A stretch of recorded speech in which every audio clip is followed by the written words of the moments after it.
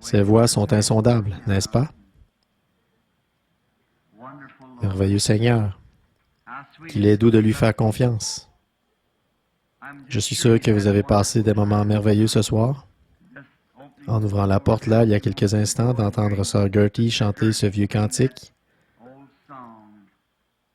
Tiens bon, encore une heure. Cela m'a rappelé des souvenirs de ma petite église. Juste avant que je parte, la fois précédente, pour aller sur les champs de l'œuvre missionnaire. En ce moment, je regarde chercher Dieu premièrement ici en face sur cette vieille poutre. Je me rappelle que c'est Sammy Davidson qui a peint cela là-dessus. Il y a environ 25 ans, et de l'autre côté, je crois qu'il y a... Où passerez-vous l'éternité? Réfléchissez-y. Et juste ici, il y avait une femme au puits et Daniel dans la fosse aux lions. Oh là là, beaucoup de choses se sont passées depuis. Il était presque 17 heures cet après-midi quand j'ai reçu un appel d'urgence. À environ 30 ou 40 000 d'ici, à la campagne, une femme mourante, une amie très chère, la mère de Georgie Carter.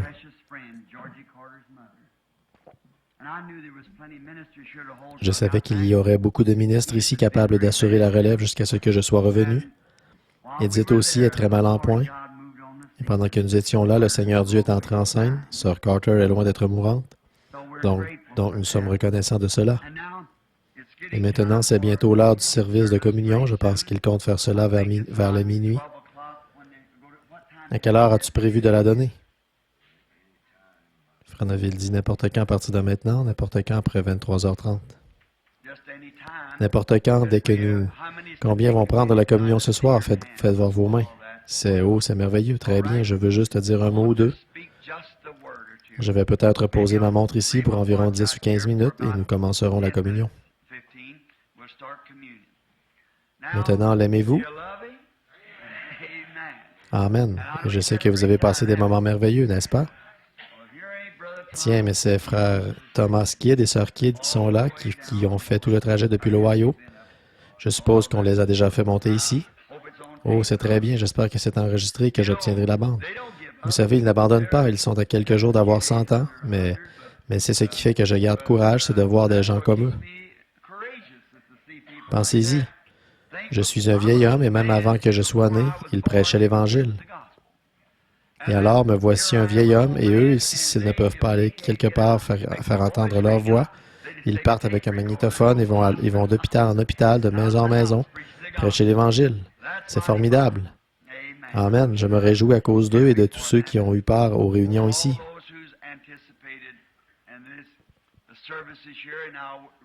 Maintenant, souvenez-vous, nous allons annoncer cela, si le Seigneur le veut, là, dès que l'Église sera achevée, ce qu'il prévoit vers le 10 février, alors nous allons, si le Seigneur le veut, nous voulons prendre au moins 8 ou 10 jours, ou peut-être 2 semaines, sur les 7 sceaux de l'Apocalypse.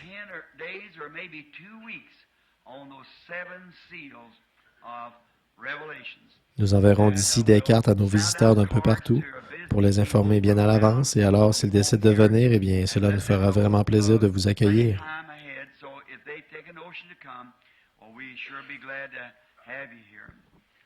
Et peut-être que le Seigneur nous accordera une autre manifestation de sa présence, comme il l'a fait la dernière fois, quand nous avons terminé les 7 âges de l'Église. Si jamais vous désirez prier pour quelqu'un, eh bien, pensez à moi tout le temps, parce que je suis quelqu'un qui en a vraiment besoin. Maintenant, ça me gêne un peu de prendre ces 10 ou 15 minutes ici pour dire un petit quelque chose avant que nous commencions, mais courbons la tête un instant. Seigneur Jésus, oh, un jour la bataille sera terminée et il n'y aura plus de malades pour qui prier, et il n'y aura plus de pécheurs qui se repentent. Mais Père, pendant que ce jour est ce qu'il est, donne-nous de travailler pendant que nous avons de la lumière pour nous permettre de travailler, car l'heure vient où personne ne pourra travailler. Maintenant, je prendrai seulement quelques instants, Seigneur, sinon je m'en voudrais de terminer l'année sans avoir dit encore quelques mots. Aide-moi, Père, je te prie, à dire quelque chose qui sèmera du courage dans le cœur de ton peuple. Alors nous pourrons partir d'ici ce soir, après avoir pris la communion, et nous savons qu'il y a de la force dans la communion. Israël a pris la communion d'abord, là-bas en Égypte, et ils ont marché pendant 40 ans sans que leurs souliers s'usent, ou que leurs vêtements s'éliment. Et sur 2,5 millions de personnes, il n'y en avait pas un seul d'entre eux qui était faible quand ils sont sortis du désert. Seigneur, fais que nous nous rappelions cela ce soir comme nous approchons de cette grandeur. C'est au nom de Jésus que nous prions. Amen. Si je traitais du contexte que j'avais noté cet après-midi dans l'intention de l'aborder, nous serions encore ici à 5 heures du matin. Mais je veux lire juste une parole dans... Merci. Dans Éphésiens chapitre 6, verset 12, seulement quelques instants maintenant pour puiser du courage. Car nous n'avons pas à lutter contre la chair et le sang, mais contre les dominations, contre les autorités, contre princes de ce monde de ténèbres, contre les esprits méchants dans les lieux célestes. Les esprits méchants dans les lieux célestes. Et je me retirerai de cela pendant 10 ou 15 minutes. Un petit contexte, ou plutôt un petit texte que je désire intituler « Le combat ». Un combat est une épreuve de force. Et nous, ce par quoi on teste les forces. Autrefois, les Indiens faisaient un feu et ils mettaient un certain nombre d'hommes à ce bout-ci de la corde et un certain nombre à ce bout-là, et le tir à la corde, le test de force, avait pour but de tirer l'équipe perdante pour les faire passer à travers le feu. Maintenant, nous savons qu'il y a beaucoup de choses qui pourraient nous servir à développer pendant quelques instants ce sujet du combat. Mais je désire utiliser ces minutes pour parler brièvement du plus grand combat qui existe, celui qui se livre entre l'Église et Satan. Cette grande force de Satan, et nous désirons parler de la grande force de Dieu dans son Église.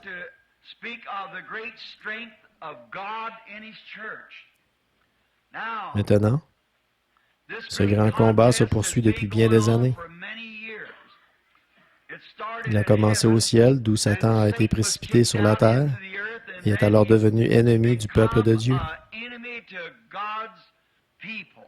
Et depuis lors, il a employé toute sa force et toute sa stratégie pour essayer de tirer le peuple de Dieu sur les feux ou dans ses feux. Et nous savons qui a le plus de puissance. C'est Dieu. Et Dieu, quand il a donné à son peuple la meilleure chose pour combattre Satan, il lui a donné sa parole. En effet, parce que la parole est Dieu, et qui est plus fort que Dieu. Donc, la parole est Dieu, et la parole devient notre force. Dieu, dans l'Église, devient la force de celle-ci pour tirer Satan dans ses feux qu'il a fait. Et la lutte se poursuit. Or, Jésus a dit dans Marc 16, « En mon nom, ils chasseront les démons. » Bon, je sais que c'est un vieux dicton que les gens, ou il y a un vieux dicton que, et en fait, il n'est pas si vieux. Les gens ne croient pas aux démons aujourd'hui. Mais ce qu'il faut faire, à mon avis, c'est connaître votre ennemi. Et connaître votre ennemi et vous entraîner pour le combat que vous allez livrer lorsque vous le rencontrerez.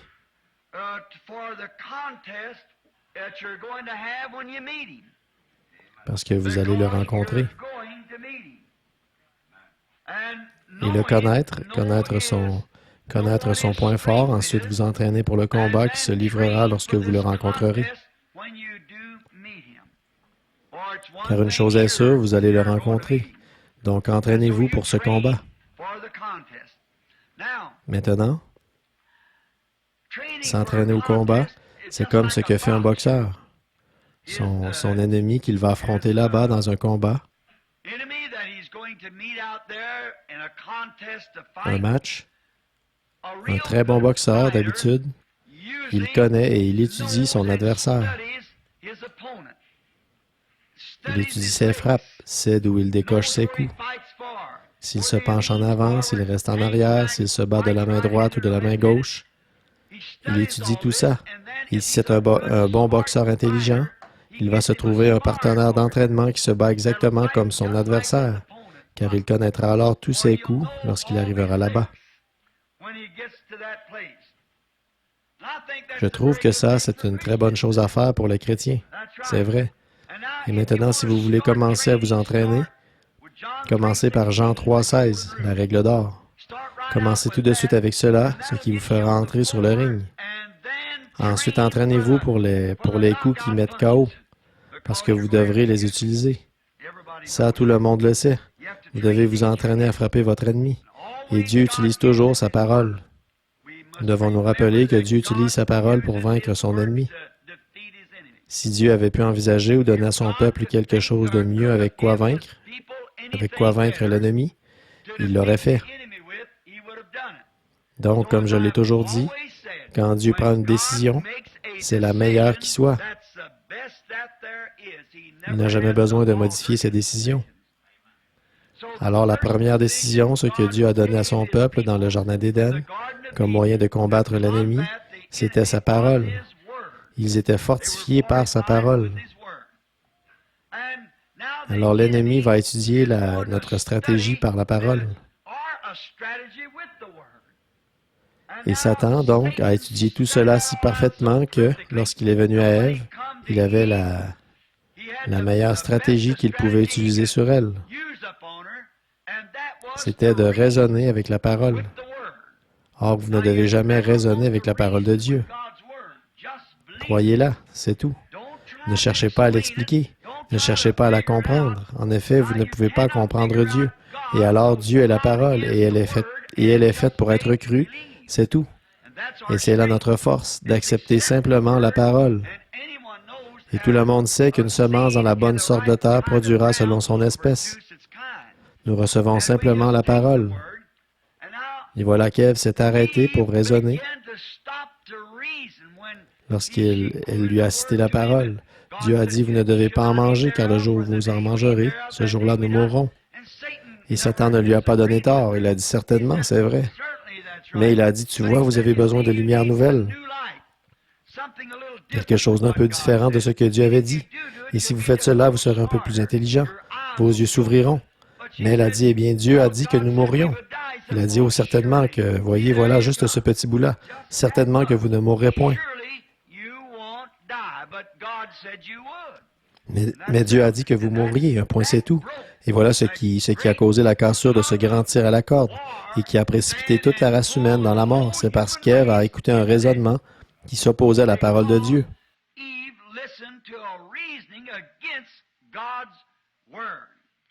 Et c'est dommage qu'elle ait fait ça, mais c'est fait. Maintenant, par contre, nous sommes encore fortifiés, car le maillon a été refait en Jésus-Christ. Nous le savons, Dieu nous a donné notre meilleur moyen de défense et de se fier simplement à sa parole.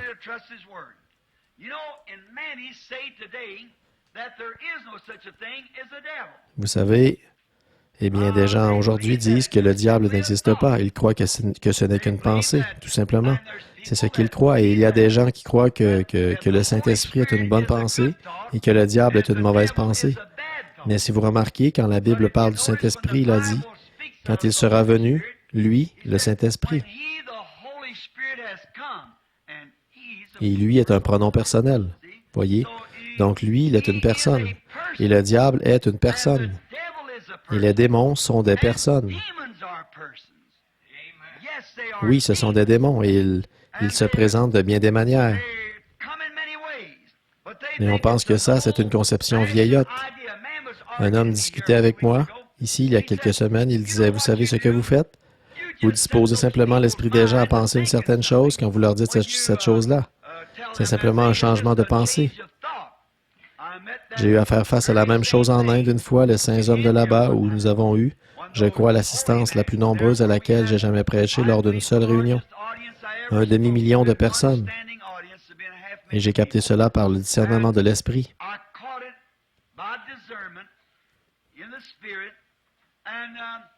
Ils voyaient le Saint-Esprit désigner des gens, les désigner dans l'assistance et dire différentes choses, et je captais leurs pensées.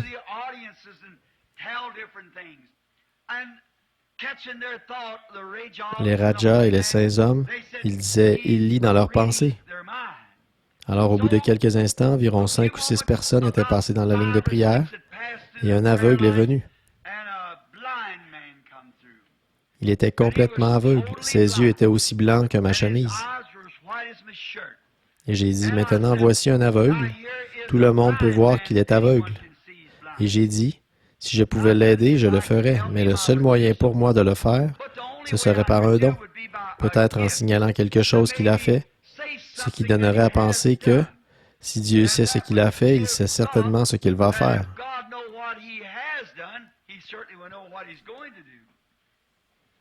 Alors j'ai dit, maintenant je le regarde.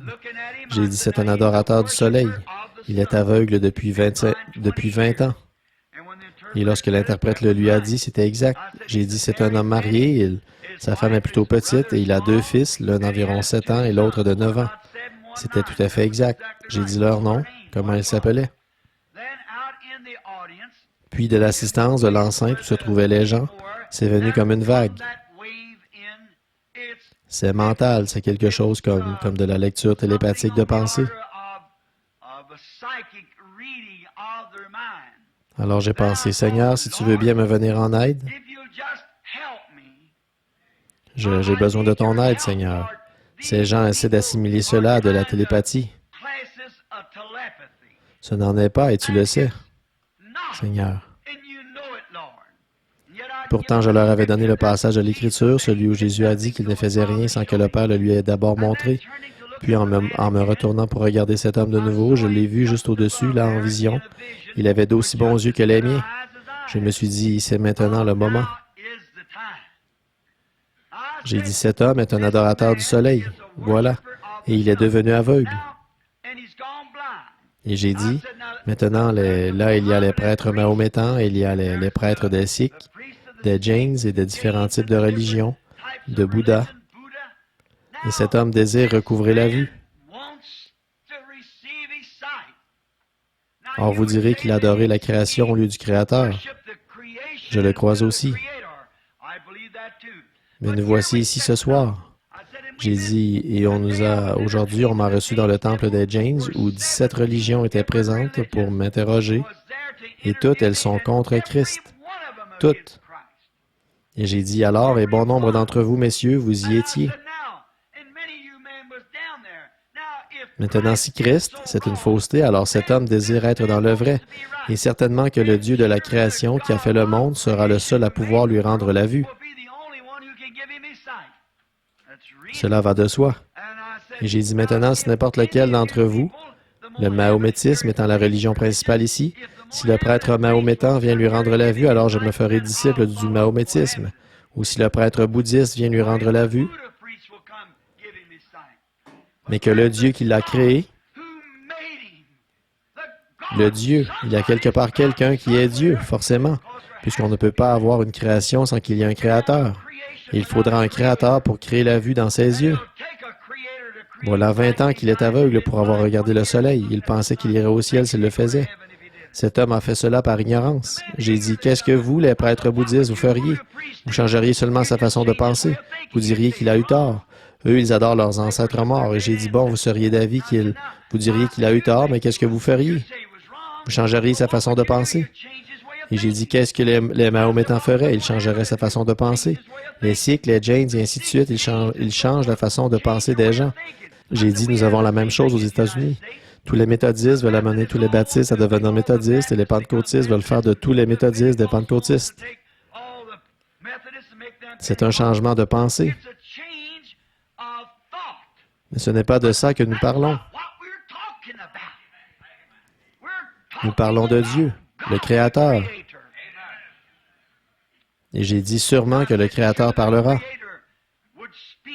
Alors je n'aurais pas dit ça s'il n'y avait pas eu cette vision, en aucun cas. Alors j'ai dit maintenant, lui, s'il vient lui rendre la vue, qu'il soit Dieu. Et j'ai dit, maintenant je mets au défi tout prêtre ou raja ou saint homme ou quoi que ce soit.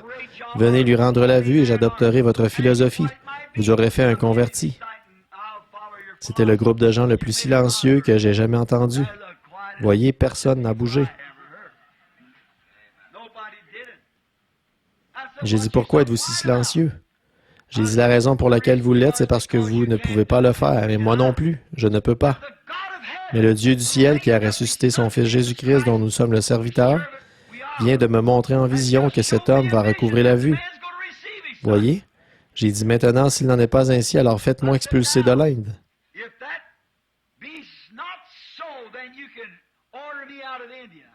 Mais s'il en est ainsi, chacun de vous se doit de donner sa vie à Jésus-Christ. Je voudrais vous demander ceci. Combien ici donneront leur vie à Christ si cet aveugle recouvre la vue? Vous voyez vos prêtres, personne n'est monté ici. Pourquoi ne viennent-ils pas alors qu'ils vous ont dit que leur religion est si grande et si importante? Pourquoi quelqu'un ne vient-il pas dire quelque chose? Personne n'est venu. J'ai dit, alors vous, dans l'auditoire, si vous voyez cet aveugle qui est ici présent, et là, un médecin est venu examiner ses yeux. Il a secoué la tête, il a dit, il est aveugle. Alors j'ai dit, bien sûr qu'il est aveugle. Mais j'ai dit, si Dieu lui rend la vue, combien d'entre vous serviront Jésus-Christ? Et à perte de vue devant moi, des océans de mains noires. Je me suis tourné vers l'homme, j'ai dit, Seigneur Jésus, qu'on sache que tu es Dieu. L'homme m'a sauté au cou et il y avait là le maire de Bombay assis là. Il lui a aussi sauté au cou. Il voyait aussi bien que n'importe qui. Qu'est-ce que c'est? C'est réellement une puissance. Dieu est Dieu et Satan est Satan. Si vous ne croyez pas au diable, au début quand j'ai commencé, je me heurtais contre lui tous les jours. Ne me dites pas que le diable n'existe pas parce que je sais que ce n'est pas vrai. Je dois me battre avec lui tous les jours. Alors je sais que le diable existe et il faut avoir reçu un bon entraînement quand on le rencontre. Pas un entraînement par la psychologie, pas un entraînement par l'instruction, mais un entraînement par le Saint-Esprit. La puissance de Dieu dans sa parole, pour la manifester. Connaissez votre ennemi.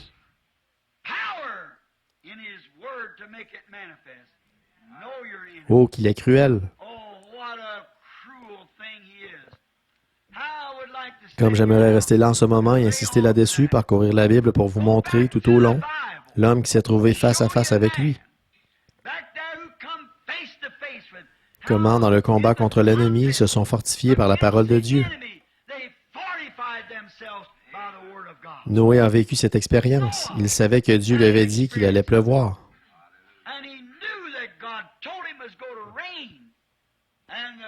Et le combat faisait rage entre la science et la parole de Dieu. La science qui dit que cela ne peut pas arriver, Dieu qui a dit que cela arrivera. Amen. La même chose existe aujourd'hui. Cela arrivera. Et cela arrive. Les démons existent. Mais Jésus les a chassés et il a donné à son Église l'autorité de faire de même. Chasser les démons en mon nom. Il a chassé 7 démons d'une jolie femme, un jour. Il a dit, lorsque l'esprit impur est sorti d'un homme, il va dans des lieux arides, puis il revient amenant avec lui 7 autres démons. Donc, ça montre bien que si cet homme a été purifié de démons, quelque chose qui se trouvait en lui était sorti.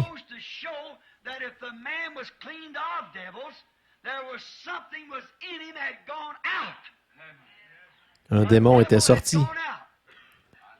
Maintenant, lorsque le diable est sorti, Dieu donne à Dieu la possibilité d'entrer. Donc, lorsqu'il sort, il faut laisser entrer le Saint-Esprit. N'en restez pas là. Sinon, si vous vous repentez seulement de vos péchés et que vous poursuivez votre chemin, alors vous serez pire que jamais. Mais ce lieu que Satan habitait et occupait autrefois, qu'il soit rempli du Saint-Esprit de Dieu. Et là, vous aurez en vous la force de la parole de Dieu manifestée, et vous chasserez les démons.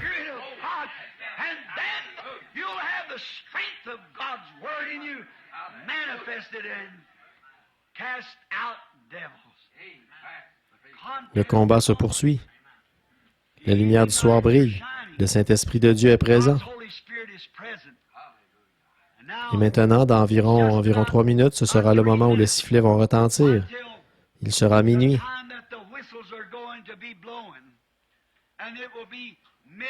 Alors, comme nous quitterons ce bâtiment pour rentrer à différents endroits et dans nos foyers, et pour affronter l'extérieur, pour affronter le monde, n'y allons pas comme nous l'avons fait dans le passé.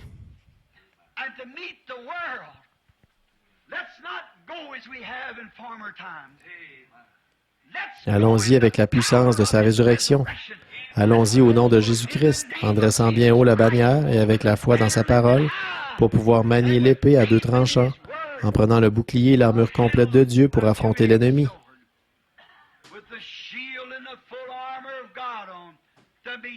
parce qu'il devient chaque jour plus fort et plus puissant.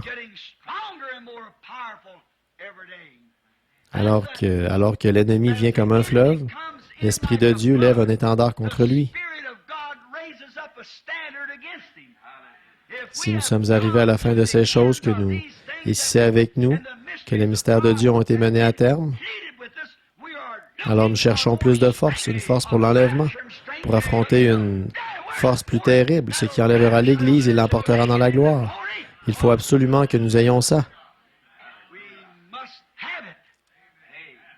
Affrontons 1963 avec ce défi. Nous sommes les serviteurs du Dieu vivant. Et comme Shadrach, Méchach et Abednego d'antan, nous ne nous inclinerons pas devant les démons de ce monde et nous ne retirerons pas ce que nous avons dit. Au contraire, continuons le combat.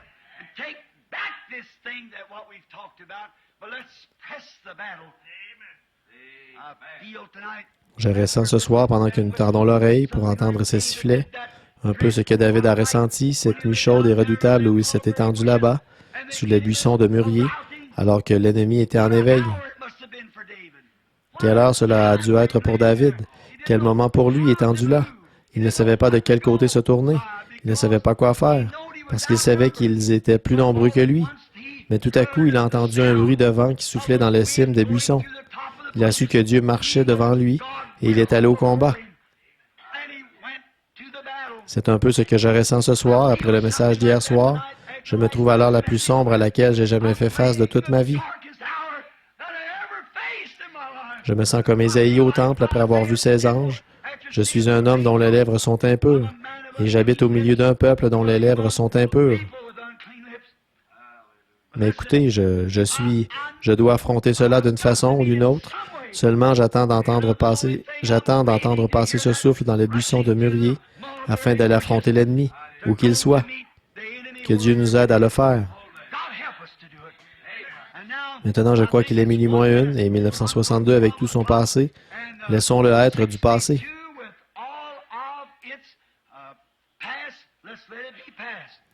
Levons-nous maintenant, chacun d'entre nous. Le combat se poursuit. Chacun de vous.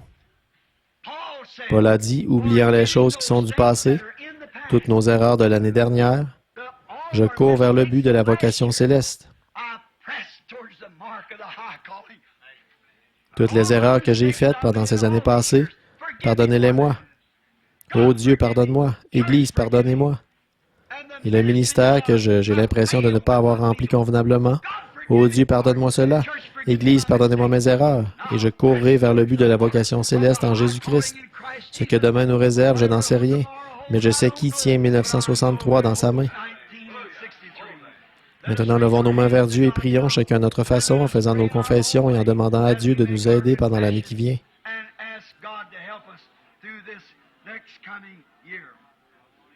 Père Céleste, comme nous sommes debout ici et que dans nos cœurs, beaucoup de pensées sont en train de s'éteindre, et les erreurs de l'année dernière, comme nous approchons de la mort de 1962 et de la naissance de 1963,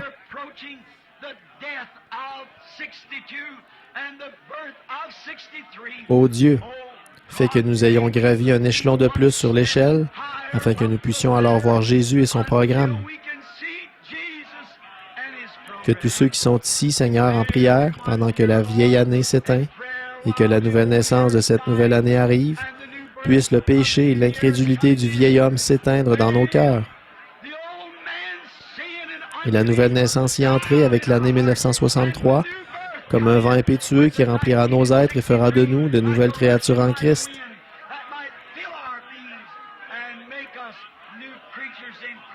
Fais de nous de bons serviteurs.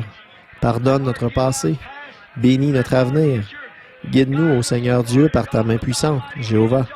Bénis les ministres qui sont ici. Bénis tous les laïcs, tous les visiteurs. Sois avec nous, Seigneur. Nous sommes tes serviteurs. Et nous nous livrons entièrement à toi pour 1963, afin que la puissance de ton esprit puisse avoir plus de prééminence dans notre vie et dans notre être. Aide-nous, ô Dieu. Pardonne-nous et aide-nous. Nous t'en prions. Suscite des hommes puissants, suscite de puissants combattants de la foi. Cette année, Seigneur, ouvre cette manne cachée, ce roc sous le rocher, pour que nous puissions voir le programme de Dieu.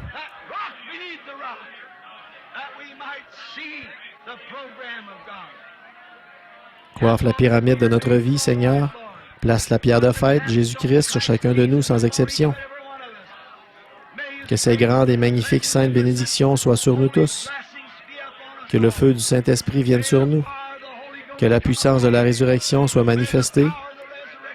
Ô Dieu, combien nous te remercions ce soir. Nous sommes à toi. Nous nous livrons totalement à toi, Seigneur. Alors que je vais là-bas, ne sachant ni où, ni comment, ni ce que je ferai, je mets ma confiance en toi, Dieu Tout-Puissant, que tu me guideras, moi, ton serviteur inutile, afin que je sois utilisé pour l'honneur et la gloire du Tout-Puissant. Accorde-le, Père. Accueille nos prières, bénis nos efforts, guéris ceux qui sont malades et affligés, tant spirituellement que physiquement, et fais de nous tes serviteurs. Nous sommes l'argile, tu es le potier. Façonne chacun de nous à ta manière pour que nous puissions former ensemble un solide assemblage avec Jésus-Christ, comme membre de son corps. Car nous le demandons au nom de Jésus, à cause de lui et pour la cause de l'Évangile. Amen et Amen.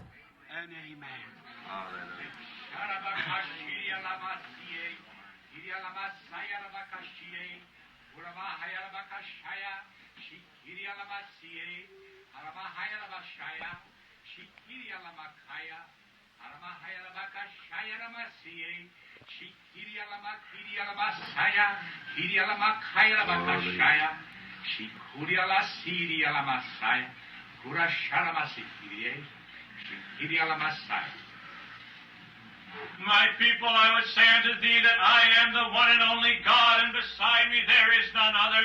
I am the Lord of creation. I am the Word that became manifested unto thee. I am the Word that comes before thee even this night by the power of the Holy Ghost.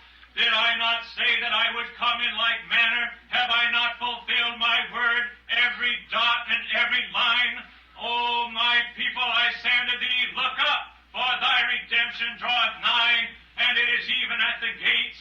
I say unto thee that if thou shalt continue to humble thyself and not lean unto thine own understanding, but follow me, that thou shalt truly be found in favor in my sight. I say unto thee that thou hast seen my glory before thee, and thou shalt continue to see my glory, if thou shalt remain in the truth as thou hast heard it. I say unto thee that many strange things may happen in the days to come.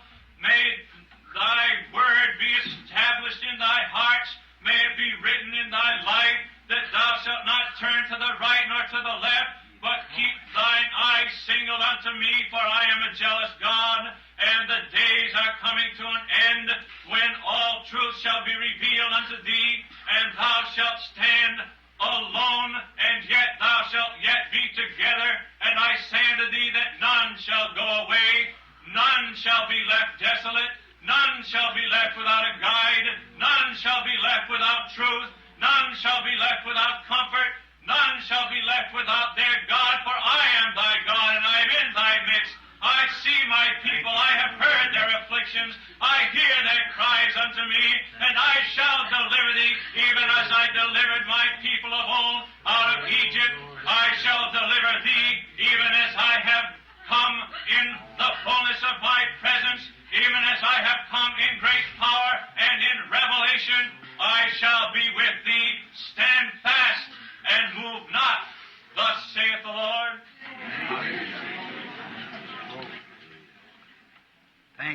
Merci, Dieu notre Père.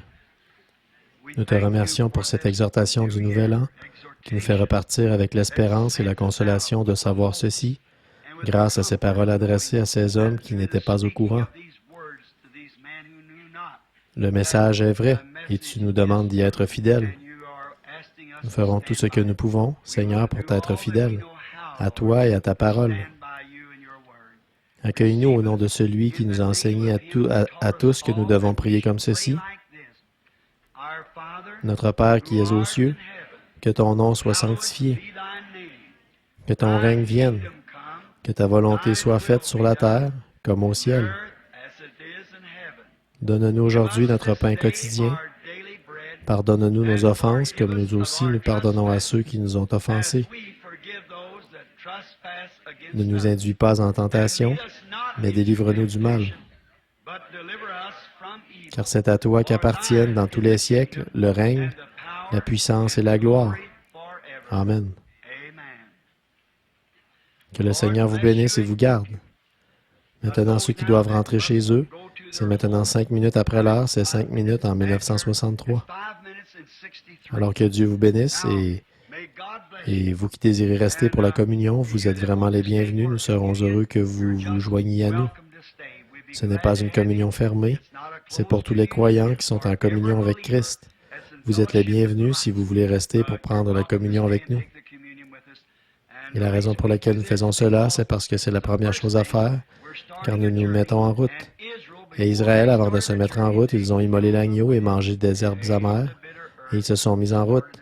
Et je me suis dit, comme c'est opportun ce soir, l'agneau a été immolé, il a été préparé, c'est la fête et il est minuit. C'est à ce moment-là qu'ils l'ont mangé, vous savez, à minuit. Faisons de même, vous qui désirez rester avec nous et vous préparer pour ce voyage qui est à venir, qui nous attend. Nous serons heureux que vous vous joigniez à nous. Que Dieu vous bénisse. Et vous qui devez partir maintenant, vous pouvez rentrer chez vous et que Dieu soit avec vous jusqu'à ce que je vous revoie. Amen. Les autres, vous pouvez vous asseoir et là, nous commencerons la communion. La sœur va... Très bien, monsieur. Jusqu'à ce que nous nous revoyions.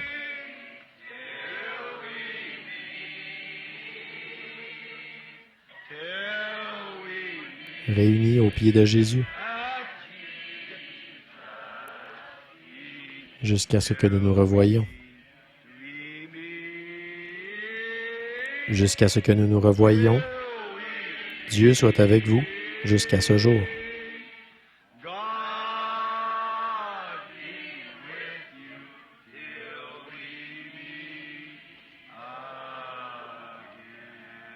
Chantons-le de nouveau pendant que nous attendons. Vous savez que ceux qui doivent partir soient sortis. Nous devons être au calme, car ceci est une chose très solennelle. Je vais lire quelque chose dans l'Écriture ici, dans un instant, quelque chose de très, très, très bon. Maintenant, chantons-le de nouveau, jusqu'à ce que nous serrons la main à quelqu'un. S'il y a quelque chose qui ne va pas dans votre vie, et que la personne à qui vous avez fait du tort est ici, allez vers elle maintenant et réglez la chose.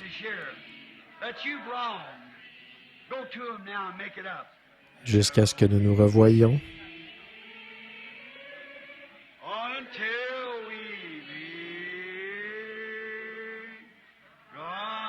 Dieu, est-ce que le pianiste peut venir au piano, s'il vous plaît? Soit avec vous jusqu'à ce jour. Jusqu'à ce que...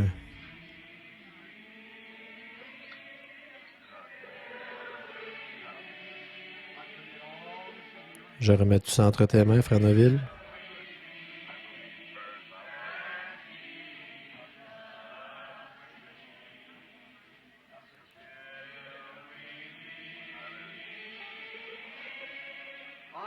Jusqu'à ce que nous nous revoyions. Dieu soit avec vous jusqu'à ce jour.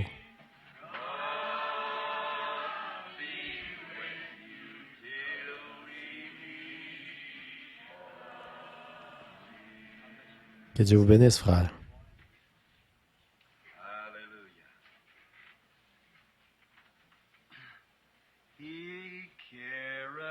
Il prend soin de toi. Il prend soin de toi. Dans la joie ou le chagrin, il prend soin de toi.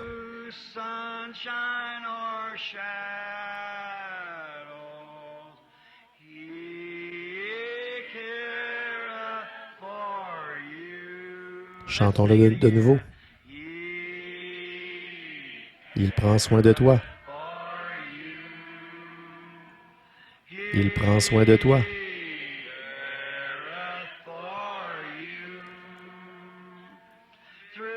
Dans la joie ou le chagrin, Il prend soin de toi.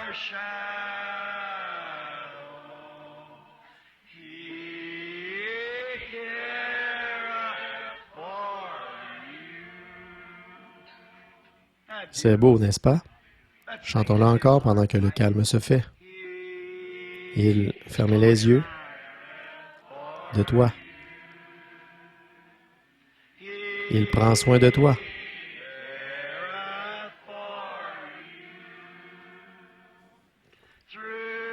Dans la joie ou le chagrin, il prend soin de toi.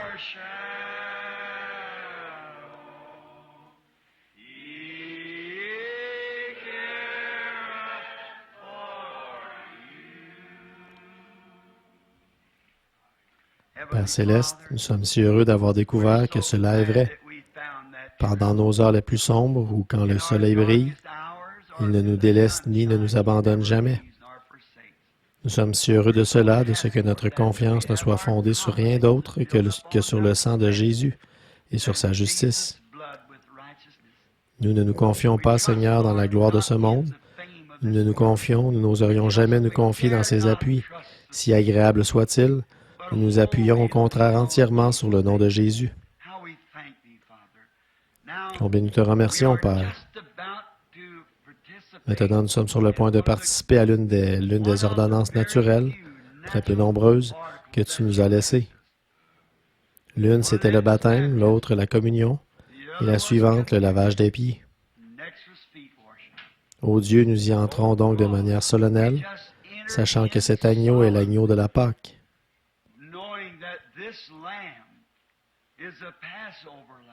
Le grand voyage dans le désert était juste devant les enfants. Il fallait d'abord que le sang ait été appliqué sur le linteau de la porte avant qu'on puisse manger l'agneau pascal. Ô Dieu, sonde nos cœurs en ce moment. Le sang est-il là, Seigneur? S'il n'y est pas, nous te prions de l'appliquer maintenant même, en ôtant nos péchés et en les couvrant. Alors ils seront séparés de nous, Seigneur, le péché de ce monde, et ainsi nous pourrons être saints et présentables devant notre Père maintenant, alors que nous venons prendre le corps et le sang versé de notre agneau, le Fils de Dieu, notre Sauveur.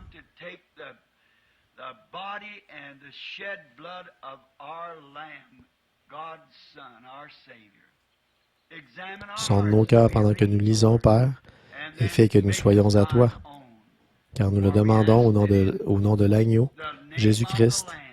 Amen. Dans l'Épître aux Corinthiens, au chapitre 11, je désire lire quelques versets, en commençant au verset 23, je lis ceci. C'est Paul qui parle à l'Église de Corinthe. « Car j'ai reçu du Seigneur ce que je vous ai enseigné. C'est que le Seigneur Jésus, la nuit où il fut livré, prit du pain. Et après avoir rendu grâce, le rompit et dit, « Prenez et mangez, ceci est mon corps qui est rompu pour vous, faites ceci en mémoire de moi. » De même, il prit la coupe et après avoir soupé, prit la coupe. Mais après avoir soupé, excusez-moi, je vais le relire. De même, après avoir soupé, il prit la coupe et dit, « Cette coupe est la nouvelle alliance en mon sang. Faites ceci en mémoire, toutes les fois que vous en boirez, en mémoire de moi. Car toutes les fois que vous mangez ce pain et que vous buvez cette coupe, vous annoncez la mort du Seigneur jusqu'à ce qu'il vienne. C'est pourquoi celui qui mangera le pain ou boira la coupe du Seigneur indignement sera coupable envers le corps et le sang du Seigneur. Que chacun donc s'éprouve soi-même et qu'ainsi il mange du pain et boive de la coupe. Car celui qui mange et boit sans discerner le corps du Seigneur mange et boit un jugement contre lui-même. C'est pour cela qu'il y a parmi vous beaucoup de malades et d'infirmes, qu'un grand nombre sont morts. Si nous nous jugions nous-mêmes, nous ne serions pas jugés. Mais quand nous sommes jugés, nous sommes châtiés par le Seigneur afin que nous ne soyons pas condamnés avec le monde. Ainsi, mes frères, lorsque vous vous réunissez pour le repas, attendez-vous les uns les autres. Si quelqu'un a faim, qu'il mange chez lui afin que vous ne vous réunissiez pas pour attirer un jugement sur vous. Je réglerai les autres choses quand je serai arrivé.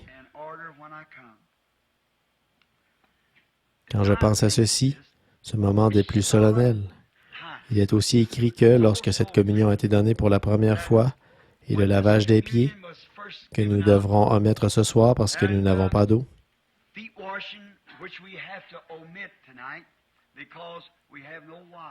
L'eau est complètement coupée. Nous n'avons même pas pu utiliser les toilettes ce soir parce qu'ils ont juste fait des raccords du mieux qu'ils ont pu pour que nous puissions avoir cette réunion ce soir. Mais nous ferons comme eux avaient fait. Il est dit, je crois que c'est Luc qui l'a déclaré, après avoir chanté un cantique, ils partirent. Mais savez-vous ce que ceci représente? Savez-vous au commencement, lorsque cette ordonnance a été donnée pour la première fois en Israël, là-bas en Égypte, ils étaient en route vers le pays promis. Et c'est ce que nous ressentons ce soir, que nous sommes en route vers le pays promis, et le voyage est devant nous. Et ils avaient un signe. Lorsque l'ange de la mort passait, il fallait qu'il y ait du sang sur la porte, sans quoi le fils aîné ou l'enfant aîné mourrait dans la maison. L'idée de cela et le véritable sens, c'était qu'il faut d'abord appliquer le sang. Avez-vous remarqué comment Paul a établi cela ici? Si quelqu'un mange indignement, sans discerner le corps du Seigneur, il mange et boit un jugement contre lui-même. Ce qui signifie la même chose, c'est-à-dire que la mort spirituelle pèse sur la personne qui prend la Sainte Seine indignement. Celui qui va boire, qui se conduit mal, qui vit comme le monde et qui vient ensuite à la table du Seigneur. Nous ne devons pas faire ça. Maintenant, purifions nos cœurs et purifions nos mains et nos esprits de pensées mauvaises pour que nous puissions venir à la table du Seigneur avec respect et sainteté, en sachant que nous nous joignons nous-mêmes à notre sacrifice, Jésus-Christ qui est notre seul salut.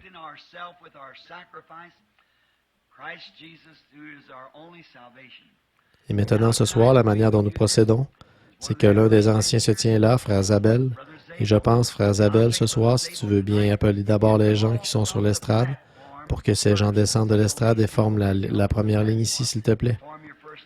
Maintenant, frère Zabel va vous diriger dans quelques instants dès que nous aurons demandé la bénédiction sur la communion.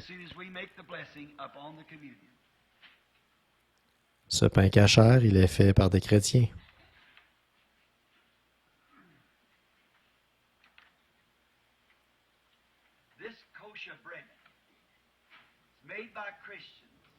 C'est du pain sans levain. Et si vous remarquez, quand vous le mettez dans votre bouche, il est très rugueux. Ce doit être amer. C'est ridé, rompu, mélangé. Cela représente le corps rompu et mutilé de notre Seigneur Jésus. Oh, quand j'y pense, j'ai l'impression que mon cœur va s'arrêter. Quand je pense qu'il a été mutilé, brisé, frappé, le Fils de Dieu innocent.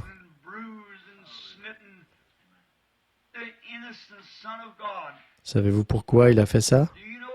Parce que j'ai été coupable. Et il est devenu moi un pécheur pour que moi, par son sacrifice, je puisse être rendu semblable à lui, un fils de Dieu. Quel sacrifice! Courbons la tête. Dieu très saint, ce soir je tiens dans ce petit plat de métal ce pain qui représente le corps rompu, mutilé, brisé, frappé de notre Seigneur. Alors que ce prophète s'est écrié, il était blessé pour nos transgressions, brisé pour notre iniquité. Le châtiment qui nous donne la paix est tombé sur lui, et c'est par ses meurtrissures que nous avons été guéris. Oh, comme nous nous souvenons de cela, Seigneur, alors que je me rattache à ce sacrifice ce soir, et cet auditoire aussi, Seigneur, à ce sacrifice, puissions-nous nous souvenir de notre Seigneur, sa mort, sa flagellation et tout ce qu'il a enduré pour nous, comme nous mettons ce pain dans notre bouche. Ô Dieu, nous sommes des gens indignes. Nous ne sommes pas dignes d'une chose aussi sainte alors que ta sainteté, Seigneur, ta présence et ton sang purifient nos cœurs. Et en recevant cela, puissions-nous prendre une ferme décision dans nos esprits de le servir constamment, jour et nuit, tous les jours de notre vie. Maintenant, sanctifie ce pain pour l'usage auquel il est destiné. Nous le demandons au nom de Jésus. Amen.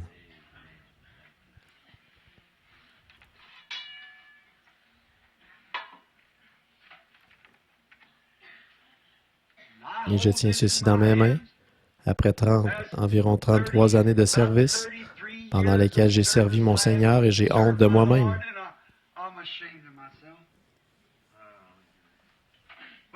Mais je pense, que ferais-je si j'avais 2 vraies gouttes de son sang dans ma main ce soir? Qu'en ferais-je?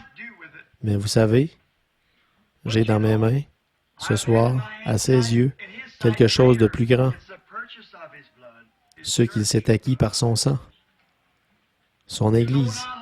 Donc, lorsque je tiens ceci, le jus de ses raisins, je pense à cela. Il a dit, je ne boirai plus désormais du fruit de la vigne jusqu'à ce que j'en boive de nouveau avec vous dans le royaume de mon Père. Alors remarquez, après que la guerre du péché sera terminée, la première chose que nous ferons lorsque nous arriverons de l'autre côté, ce sera de prendre la communion, la Sainte Seine. Courbons la tête maintenant pendant que nous bénissons ce vin. Notre Père céleste, quand je pense, en tenant ce vin ici qui représente le sang de Jésus, que c'est par ce sang qui coule que mes péchés ont disparu.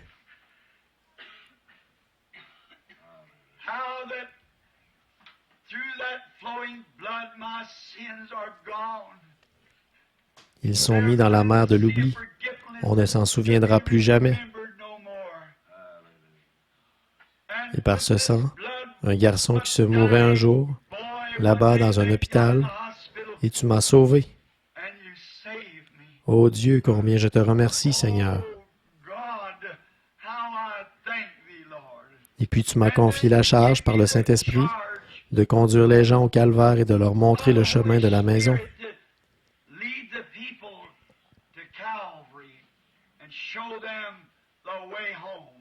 Merci, Père. Et maintenant, sanctifie ce vin pour l'usage auquel il est destiné. Et puisse chaque personne qui prendra part à ce sacrement, ce soir, recevoir la force spirituelle et physique pour le voyage qui est devant nous. Car nous le demandons au nom de Jésus. Amen.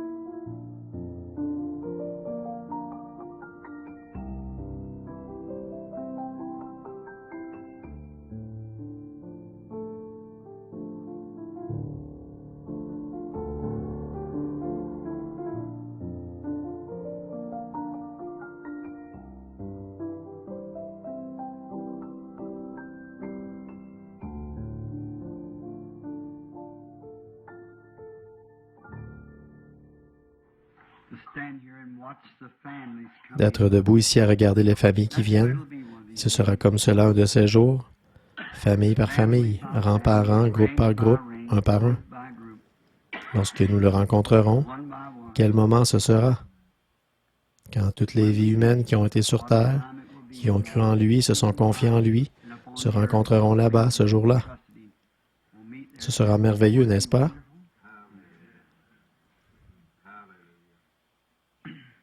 Nous devons omettre le lavage des pieds ce soir à cause de l'eau.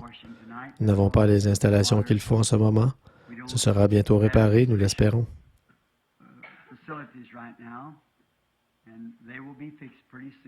Les travaux avancent bien, on travaille avec rapidité pour préparer le nouveau tabernacle.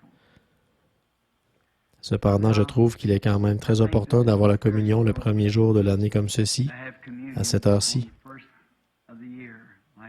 Maintenant, vous qui venez de l'extérieur de la ville, conduisez très prudemment demain en rentrant chez vous. Que Dieu soit avec vous. Et vous qui êtes d'ici, de la patrie, des environs, que Dieu soit avec vous et qu'il vous aide. Et maintenant, si le Seigneur le veut, là je dois partir pour la série de réunions que j'aurai prochainement en Arizona. Et ensuite, Dieu voulant, je serai de retour parmi vous pour les 7 sceaux, comme je l'ai promis. Je désire vraiment vos prières. J'ai réellement besoin de vous, alors n'oubliez pas de prier pour moi. Et puisse tout aller bien pour vous. Je suis vraiment reconnaissant de votre présence et de l'oreille attentive que vous avez prêtée à ce que j'ai dit, à l'Évangile. Je crois que nous sommes en train d'effectuer un changement maintenant, et je vous remercie pour votre gentillesse. Beaucoup d'entre vous font de nombreux kilomètres en voiture pour venir entendre une personne toute simple comme moi essayer d'apporter la parole de Dieu. Je suis sûr que vous êtes aussi venu écouter quelqu'un de plus grand que moi, parce que moi, je n'ai rien à offrir. Je suis sans instruction, sans personnalité. En moi-même, je ne suis rien.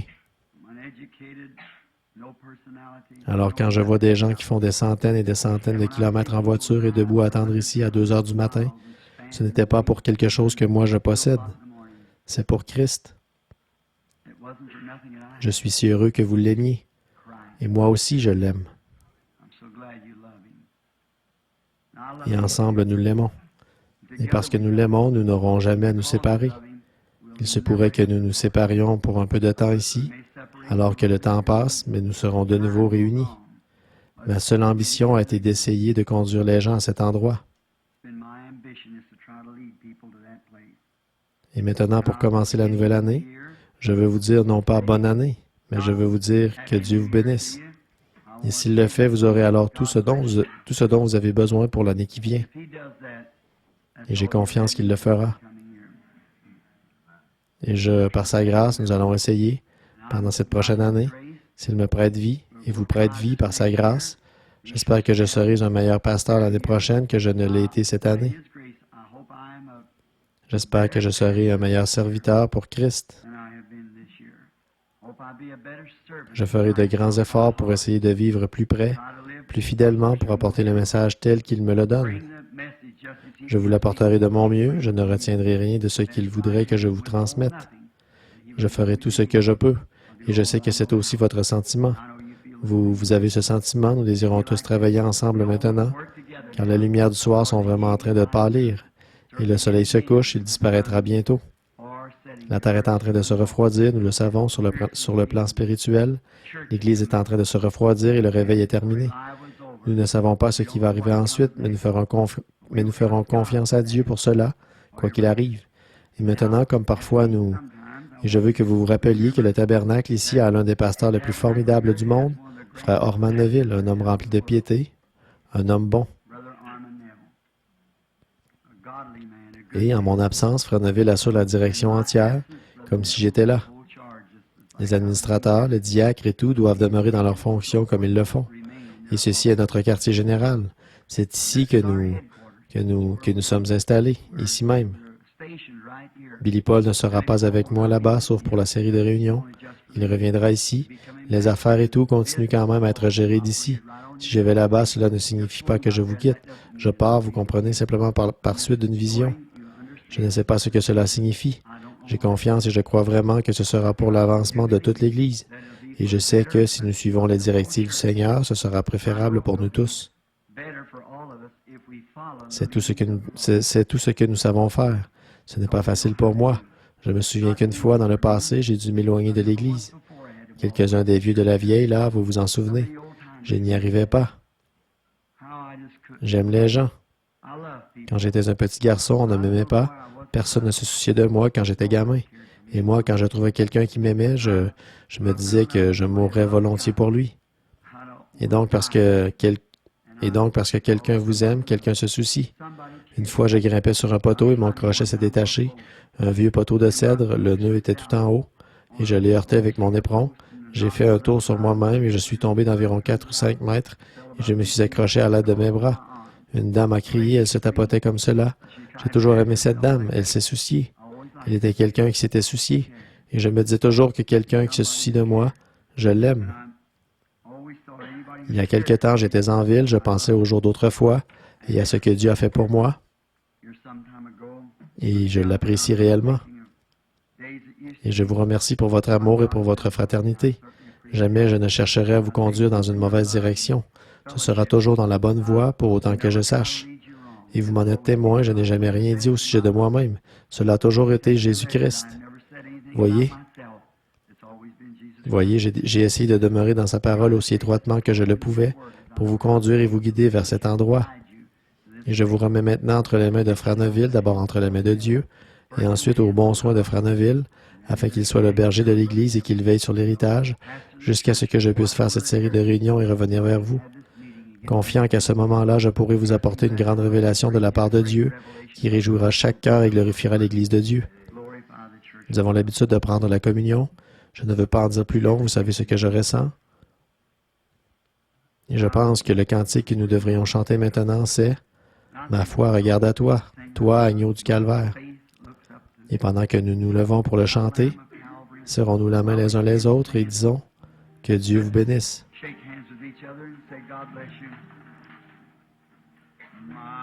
Ma foi regarde à toi.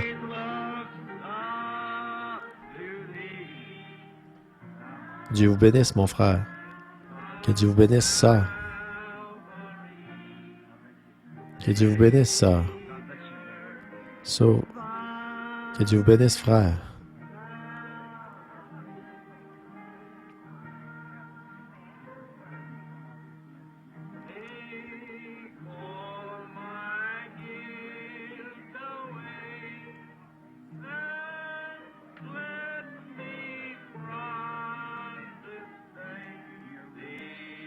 Entier à toi.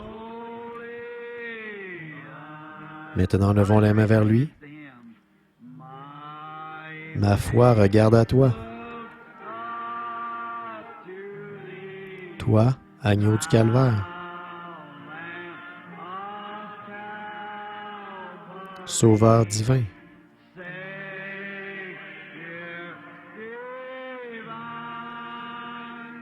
Écoute ma prière.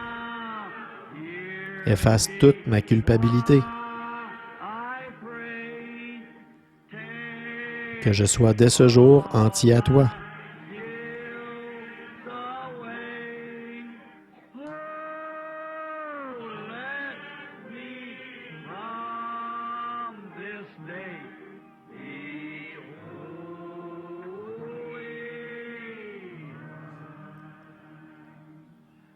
Jusqu'à ce que nous nous revoyions. Chantons jusqu'à ce que nous nous revoyions. Tout le monde en chœur maintenant. Jusqu'à ce que nous nous revoyions. Réunis aux pieds de Jésus.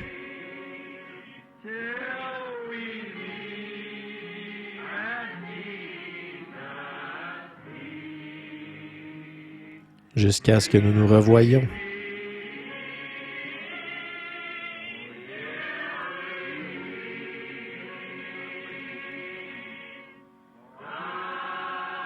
Soit avec vous jusqu'à ce jour.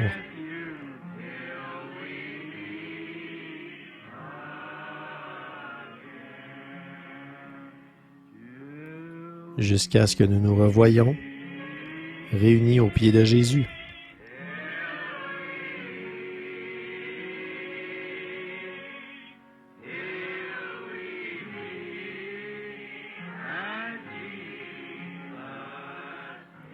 jusqu'à ce que nous nous revoyions. Jusqu'à ce que nous nous revoyions. Dieu soit avec vous jusqu'à ce jour.